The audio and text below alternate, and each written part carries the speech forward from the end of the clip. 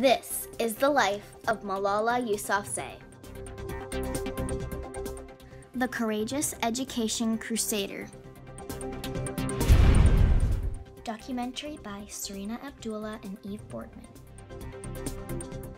On October 9th, 2012, a tragic event happened in Pakistan. A girl, Malala Yousafzai, was shot in the head by the Taliban. The Taliban is a predominantly Pashtun Islamic fundamentalist group that ruled Afghanistan from 1996 until 2001. Taliban, and there is the new Taliban. The old Taliban used to be a movement that drove the Russians out of their country. The Russians occupied Afghanistan, and the Taliban are the forces that were local that drove the Russians out of Afghanistan. Okay. Then the Taliban gave shelter to some terrorist groups, and they themselves became a terrorist organization.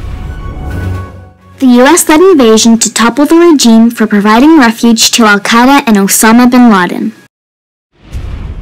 I think it is the happiest moment that I am going back to my school, and today I would have my books, my bag, and I would learn, I would talk to my friends, I would talk to my teacher, and I think there is no important day than this day. Malala was born July 12, 1997 in Mingora, Pakistan. She currently goes to school at Edgbaston High School in the UK. Malala has written the autobiography called I Am Malala, the girl who stood up for education and was shot by the Taliban. Her parents are Torpakai Yousafzai and Ziauddin Yousafzai. Her siblings are Atal Yousafzai and Kushal Yousafzai. Malala has also been awarded the Nobel Peace Prize, Sakharov, and many more.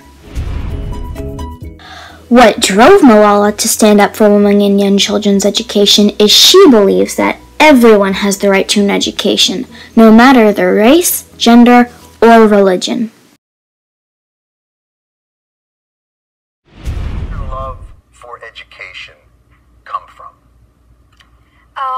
We are human beings, and this is the part of our human nature, that we don't learn the importance of anything until it's snatched from our hands. And when in Pakistan, when we were stopped from going to school, at that time I realized that education is very important, and education is the power for women, and that's why the terrorists are afraid of education. They do not want women to get education because then women would become more powerful. In 2013, Malala was released from the English hospital that she had stayed at. Family, friends, practically everyone was overjoyed when Malala was released. She was now considered a hero. On October 10, 2014, Malala was awarded the Nobel Peace Prize, along with Kailash Satyarthi. They split the $1 million prize, leaving them each with $500,000 for themselves. Malala's legacy was the impact she had on children and women in Pakistan. Malala was a brave fighter for what she thought was right. She didn't let the Taliban stop her from accomplishing her dream of going to school.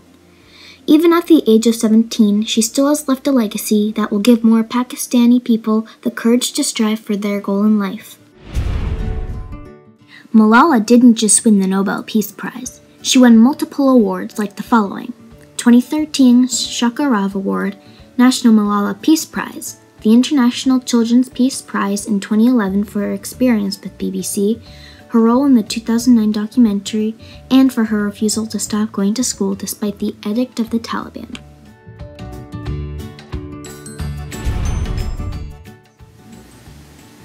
One child, one teacher, one book, and one pen can change the world.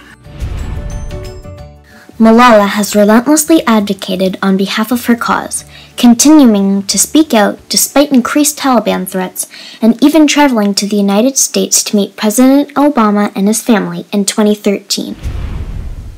After Malala was shot by the Taliban, rather than being defeated, she regrouped and committed herself to fight for women and children's education. In the fall of 2013, the Malala Fund was officially launched by Malala Yousafzai. The aim of the organization is to help young girls attend school and raise awareness of how badly young girls have been treated in Pakistan and in other developing countries.